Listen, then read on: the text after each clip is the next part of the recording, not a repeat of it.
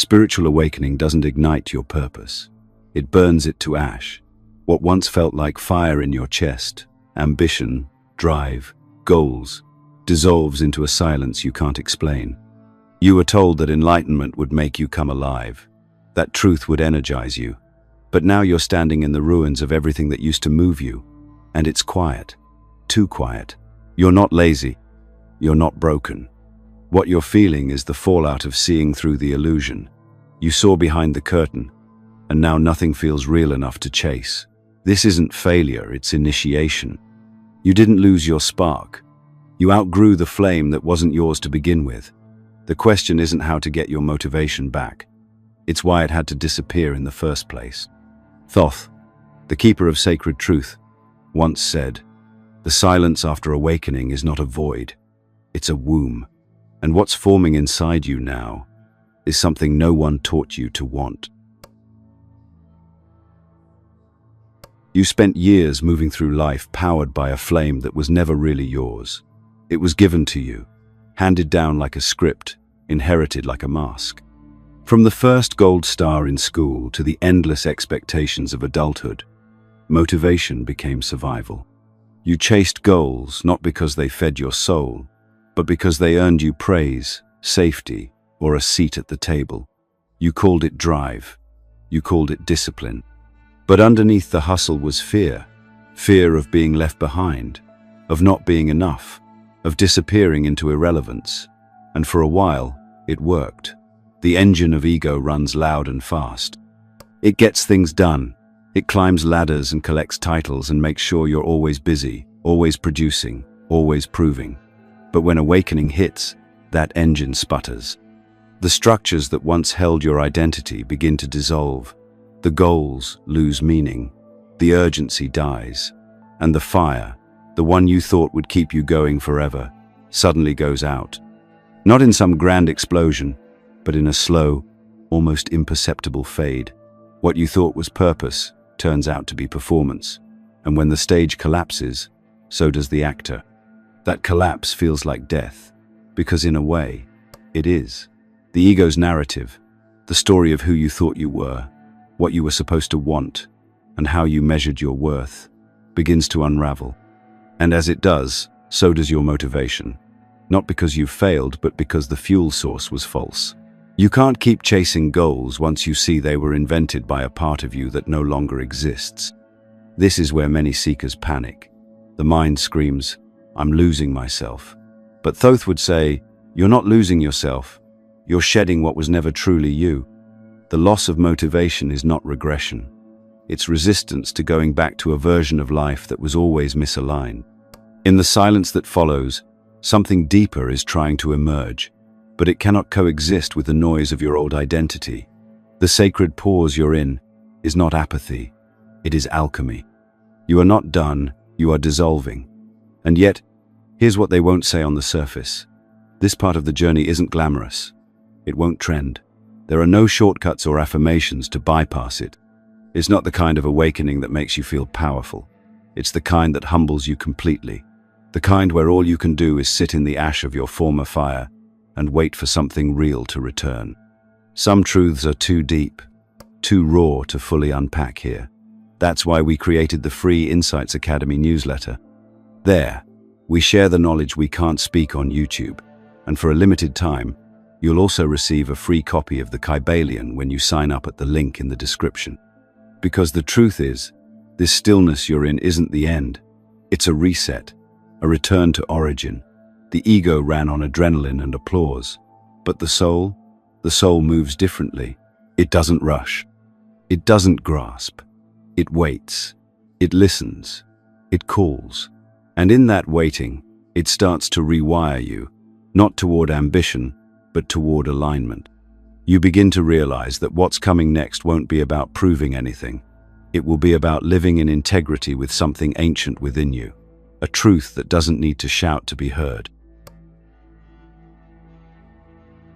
No one tells you that after the awakening comes the void. You expected light. You expected clarity. You expected to finally know what to do with your life. But instead, you wake up into silence. The kind of silence that doesn't feel peaceful. It feels haunting. Where once there was drive, now there's nothing but stillness. You can feel your old self crumbling, but there's nothing replacing it yet. You're not who you were, but you're not sure who you're becoming either. You're floating in between stories, and the space in between feels like a loss you can't name. This is the part no one glamorizes.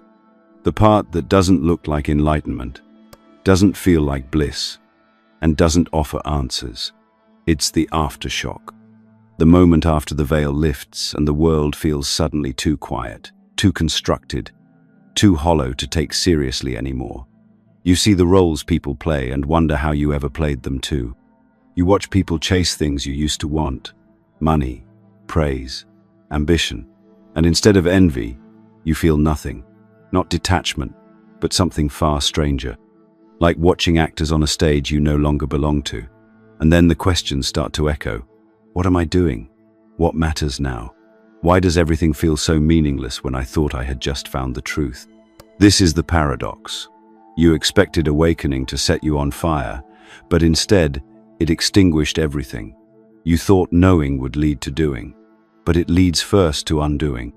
Thoth calls this the sacred silence. Not emptiness, but a womb.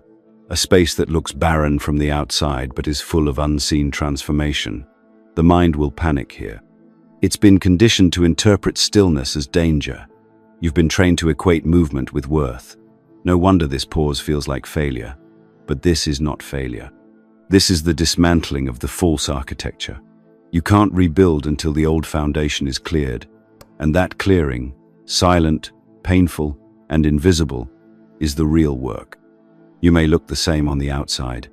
You still wear clothes, speak to people, show up in the world. But inside, you're in free fall, and no one around you may even notice. That's part of what makes this so disorienting. You are undergoing a spiritual death in a culture that has no language for it. No rituals, no guidance. Just productivity metrics and self-help slogans that tell you to get back on track. But there is no track anymore, and that's the point. In this in-between space, time stretches. You begin to question everything. Not from fear, but from fatigue. You've seen too much to go back, and not enough to go forward. You are in the waiting room of your next becoming. And it is sacred, even if it feels unbearable. Thoth reminds us, what you're experiencing is not apathy, it is absence. The absence of false motivation, false purpose, and false identity.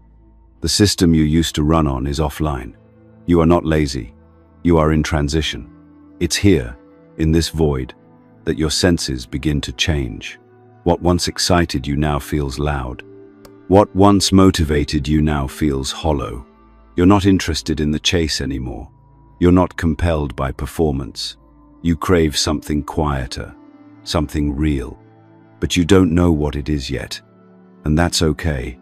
The void is not asking you to figure it out. It's asking you to stop looking for answers in the places that broke you. Stay here. Breathe here. Let yourself grieve the parts of you that no longer fit. You're not being punished. You're being purified.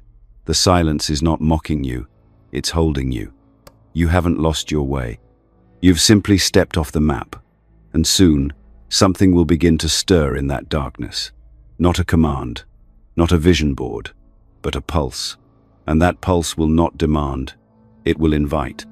When it does, you'll know the difference. You were taught that ambition was holy, that the ones who woke up earliest, worked the hardest, sacrificed the most. Those were the ones who deserved to succeed.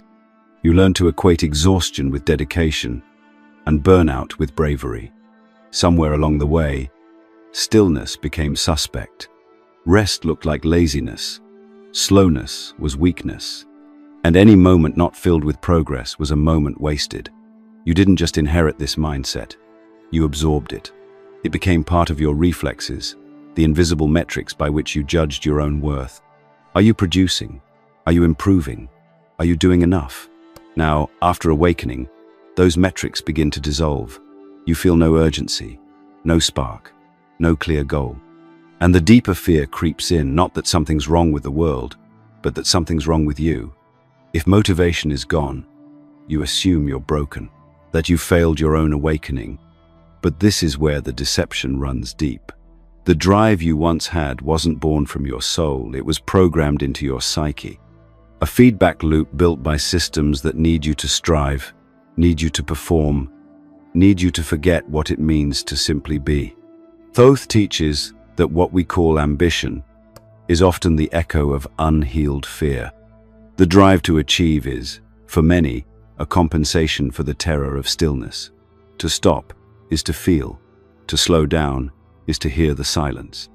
And in that silence lies everything society teaches us to avoid: grief, emptiness, existential unease. So instead, we stay busy, constantly chasing something in the hope that it will drown out the quiet ache we never learned to face. But awakening brings that ache to the surface. It strips the noise, the roles, the scripts, and suddenly, you're standing in a silence you can't outsource, medicate, or outrun. In that silence, drive begins to look strange, not noble, not empowering, just noisy. You begin to see that much of what you once called purpose was actually pressure, internalized performance. Thoth calls this the sacred reversal, enantiodromia. When something taken to its extreme becomes its opposite, drive becomes inertia, hustle becomes stillness. The fire burns out not from failure, but from overuse, from futility. This reversal is not a malfunction, it's a recalibration. The soul cannot speak in the same volume as the ego. It doesn't shout, it hums. It moves differently, not through deadlines and dopamine hits, but through resonance. When you're in alignment, the soul doesn't need motivation, it needs meaning. And meaning, unlike achievement, doesn't always come with applause. Often, it comes in whispers, in quiet acts that go unseen, in moments that feel small but ring true. So if you've lost your drive, ask yourself, what was driving you before? Was it love or fear? Alignment or performance? Truth or approval? Don't rush to replace the old fire. Don't run to light a new one. Let the ashes settle. Let the dust clear. Because underneath that burned-out engine is something waiting to emerge, not as a sprint, but as a steady, sacred movement. You will feel compelled to get back on track. You will crave your old urgency, mistake it for energy. But Thoth reminds us, the old track was a treadmill, and the urgency was an addiction. What comes next is not about doing more, it's about doing differently, from a place of stillness, from a place of truth. There's a moment, just after the unraveling begins, when the world doesn't look quite real anymore. You walk through familiar places, speak familiar words, but none of it fits. Like wearing someone else's clothes or watching yourself from a distance. It's subtle at first, a disconnection, a weightlessness, but then it deepens. You no longer recognize your own desires. The things that used to pull you forward now leave you unmoved. And yet, nothing new has arrived to take their place. That's when the descent begins. Not into chaos, but into quiet. Not into madness, but into soul. This is the space Thoth calls the holy dark. A descent not into failure, but into the underworld of the psyche, where the ego unravels and nothing familiar survives. And it must be this way. You can't carry the old scaffolding into the new foundation. The persona, the carefully crafted identity you wore for the world, has to die before the self can rise. But death, even symbolic, rarely feels like freedom. It feels like collapse. This isn't depression in the clinical sense, though it may echo its symptoms. This is something older, something sacred. Depression numbs, detaches. This descent awakens something raw. You're not checked out. You're too aware, painfully aware. Aware of how much of your life was built on avoidance. Aware of the scripts you performed to be accepted. Aware of the dreams you inherited, not chose. And now, stripped of distraction, you are face to face with what's underneath it all, silence. And not the kind that soothes, the kind that confronts. Our culture has no patience for this stage. It medicates it, pathologizes it, labels it as dysfunction. But Thoth would say this descent is not a breakdown, it's an initiation, a dismantling of what was never real, so that what is real can begin to form. The ego collapses loudly, the soul emerges quietly. You won't find it by forcing clarity, you'll find it by surrendering to not knowing. This is where time slows, days blend, energy comes in waves, or not at all. Your old self, the one that could push through, hustle harder, grind without stopping, that self is gone, and in its absence, you feel exposed, vulnerable, like a seed in the soil, broken open before roots have taken hold. You want to grow, you want direction, but nothing responds. That's the test. Can you stay in the soil long enough to trust that growth is happening even when you see no proof? The descent into soul isn't poetic when you're in it. It's gritty, it's quiet, it's terrifying. It strips you of external validation, and in that nakedness, it forces you to ask, who am I without performance, without praise, without purpose? And the only answer that comes is a whisper, wait. Wait not as in passive, but as in sacred stillness. Stillness as a space where truth begins to reassemble itself. In this descent, you don't find answers. You become the question. Every layer that falls away reveals another lie you once lived. Every silence hides a doorway. And yet, no map will guide you through this. Only trust, not in outcomes, but in the process. Thoth teaches that this stage is not a punishment for awakening. It's the price of becoming whole. You can't bypass it. You can't fast forward through it. You can only descend. And the deeper you go, the more space you create for something true to rise. This is the part where nothing happens, or at least, that's how it feels. No great revelations, no divine downloads, just silence. Long stretches of quiet, uncertainty, and stillness that seem to stretch on without end. After the descent into soul, after the collapse of old identity, there is no immediate resurrection. No swift rise from the ashes. There is only this, the pause, and it is maddening, because you've been trained to associate value with motion, progress, evidence. But now, you are living in the chrysalis, and the chrysalis does not perform. Everything in you may scream to escape it, to go back to doing, planning, achieving, anything, to outrun this inertia. But the soul works on a different clock, one not bound by urgency or outcome. It demands incubation, not acceleration. You are not malfunctioning. You are not failing. You are transforming in a way that is invisible on the surface but monumental beneath it. Thoth reminds us that the caterpillar does not become a butterfly by adding wings. It dissolves. It becomes unrecognizable before it becomes whole. In the chrysalis, it is no longer what it was, and not yet what it will be. It is goo, formless, undefined. That's you right now.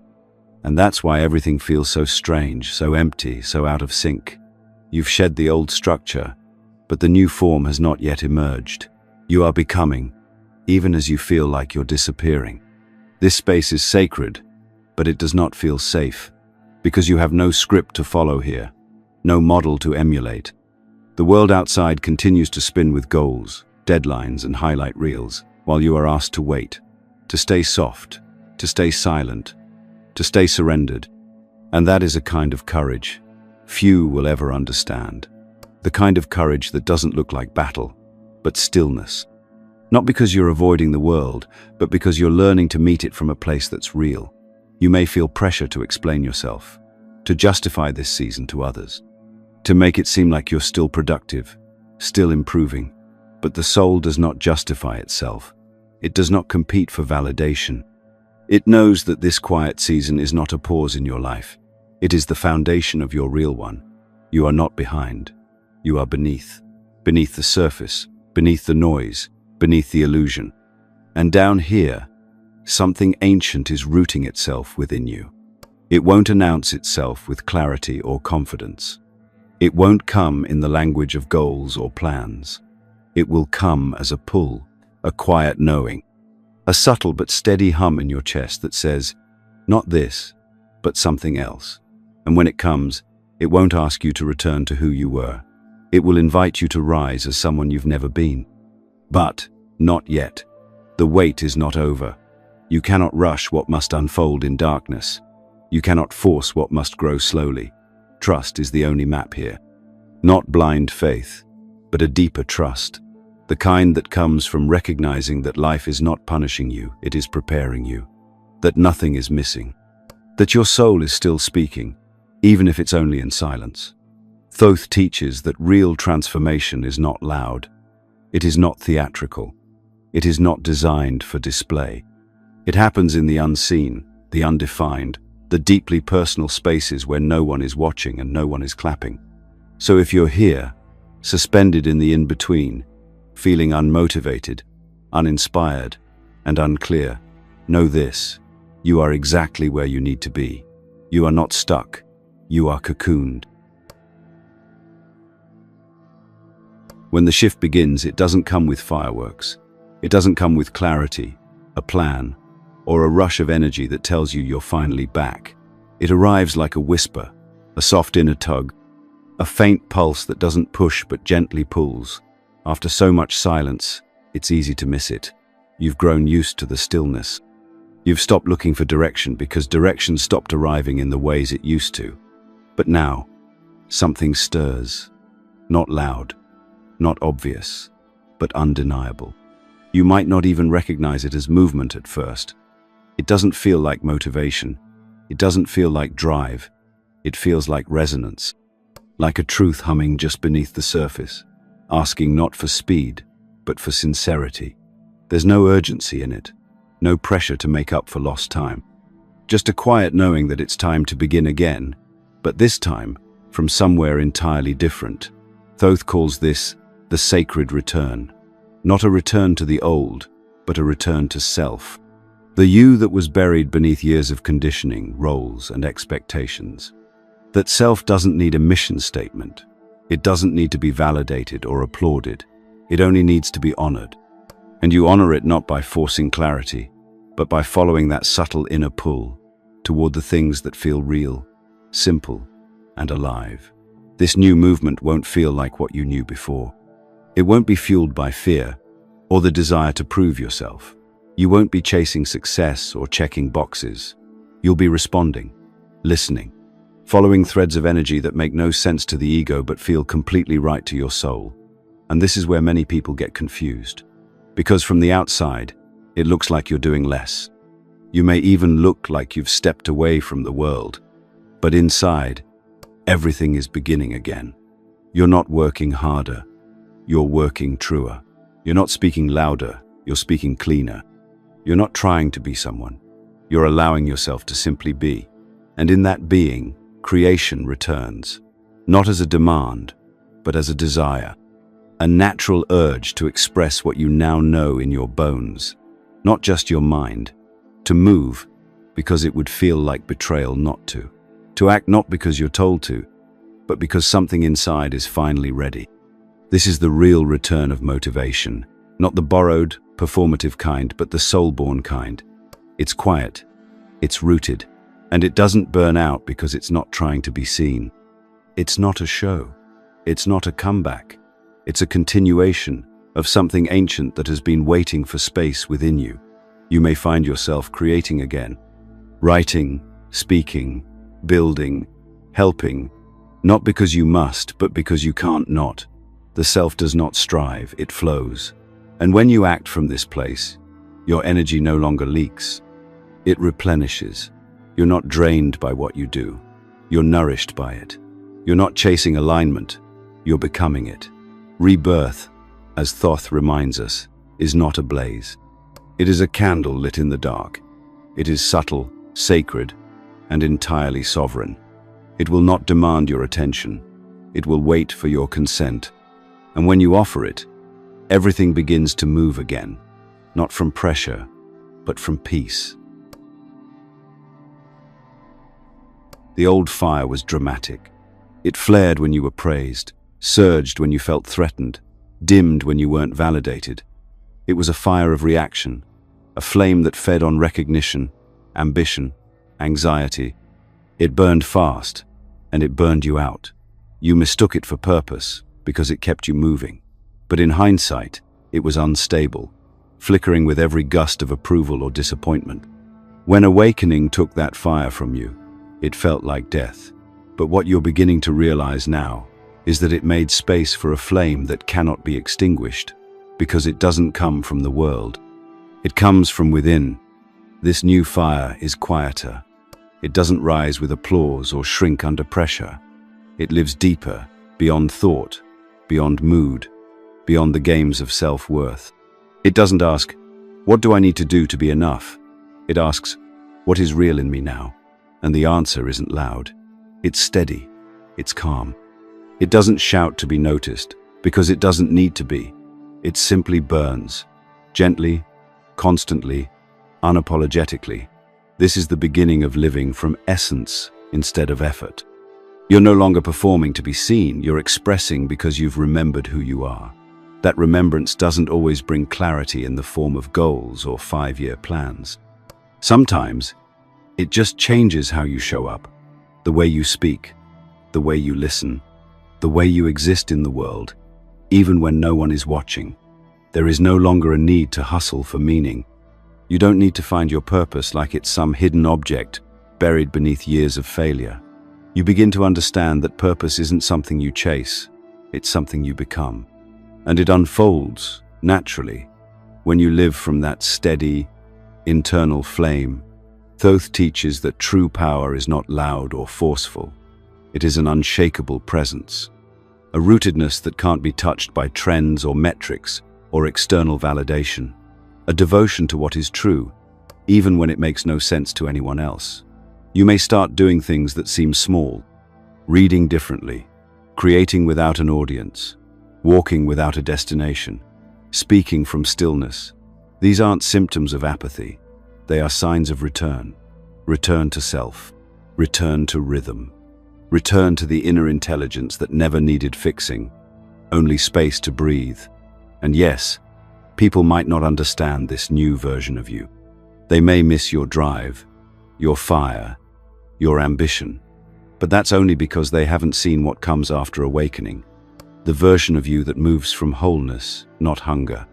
That builds, not to prove, but to honor. That rests, not because it's earned, but because it's natural. You're no longer living a life of reaction, you're living a life of resonance. And that resonance will guide you toward what's truly yours. It won't always be obvious, and it won't always be easy, but it will always feel aligned. It will always feel like home. Thoth reminds us that the flame of the soul is not for show, it is for truth. It's not meant to light a stage, it's meant to light the path within. You are no longer trying to impress the world. You are listening to the world inside you. And in that shift, everything begins to change. Something subtle happens when you begin living from the self. Life no longer feels like a stage you must perform on, or a ladder you're supposed to climb. It starts to feel like a rhythm, an unfolding, not a test, not a task, just a deepening movement. Unique to you, steady and strange. You stop asking, what should I be doing? And start listening for what feels quietly true. The self doesn't rush. It doesn't demand. It doesn't shout over the noise of the world. It waits. And when you finally give it space, it speaks not in commands, but in pulses, gentle pulls, sacred nudges. The kind of inner knowing you can't explain, but you also can't ignore. You may find your days changing, not in ways that look dramatic, but in ways that feel honest. You're not waking up with anxiety anymore. You're not forcing plans that no longer resonate. You're not saying yes to things that stretch you thin. Your life begins to reorient, not around productivity, but around presence, around what feels alive, around what resonates in your chest, instead of what makes sense on paper. This is not about becoming someone new. This is about finally allowing who you've always been to lead. It's not easy, because the world will still try to pull you back into the old pace, into the noise, the urgency, the pressure to prove. But something in you has changed. You can feel when you're out of alignment now, not in theory, but in your body, in your nervous system. in your breath. Misalignment feels like static. Resonance feels like peace. And slowly, you start choosing peace more often, not as an escape, but as a compass. Thoth teaches that the self is not found through striving, but through stripping away. It does not appear as a goal achieved, but as a presence remembered. It was always there, underneath the layers of ego, conditioning, and cultural noise. And now, in the quiet that followed your awakening, it has space to breathe, space to guide, space to pulse through your life like a current, drawing you not toward achievement, but toward authenticity. You are not interested in chasing anymore. You're interested in cultivating, in building slowly, in doing things that take root. You understand that real creation doesn't come from adrenaline, it comes from alignment. And alignment isn't glamorous. It doesn't always look like success, but it feels like integrity. It feels like home. This is where the return begins, not to the old world, but to a deeper kind of participation. One where you no longer ask for permission to be who you are. One where your inner authority speaks louder than the world's expectations. You are not trying to fit in anymore. You are finally letting life fit around what is real in you. And in that shift, the self doesn't just awaken, it begins to lead. There comes a point in the journey when the stillness you once feared becomes the very thing that anchors you. It no longer feels like waiting. It feels like being, not passive, not aimless, but rooted, present, honest. The fire that once drove you was frantic and erratic, built on scarcity and urgency. But what you carry now is different. It doesn't flare. It glows, constant, humble, unshakable. And you realize something you never could have seen before. The stillness was never a void. It was the threshold of your real life beginning. You no longer move because you're trying to catch up. You move because something within you is in motion, and you're finally in sync with it. This movement isn't driven by guilt or timelines or some invisible scoreboard. It's pulled by meaning. And meaning, you've discovered, doesn't live in the future. It lives in how you show up now, in the quality of your attention, in the sincerity of your yes, in the courage of your no. You've stopped chasing the version of yourself you were told to become.